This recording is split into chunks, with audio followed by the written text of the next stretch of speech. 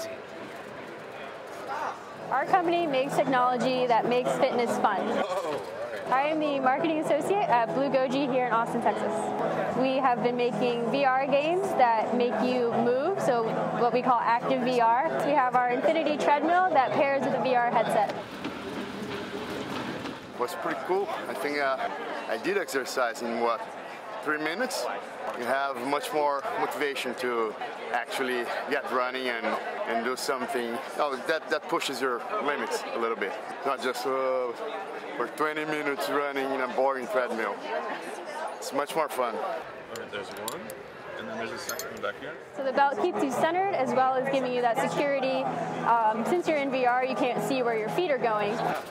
So a lot of VR experiences cause motion sickness because there's a disconnect in the brain, just psychologically. You're moving in the game, but you're not moving in real life. And we have come up with a solution, Active VR. When you're moving on the treadmill and you're moving in the game, it mitigates that motion sickness, and you really get full immersion without all the negative side effects. Pretty quickly you adjust to it. In the beginning, it's a different experience, and you don't know what to do. But, it takes 10 seconds to adjust.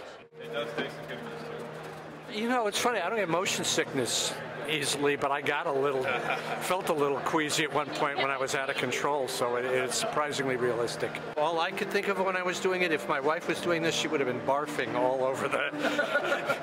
because it's, it's interesting how the brain works. It's like going downhill, I felt like I was on a roller coaster.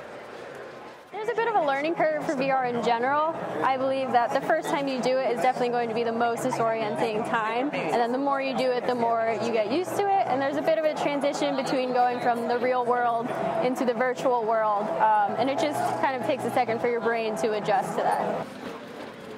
So the base price will be $12,000. That includes all of the hardware and all of the software. This is a prototype that we have here.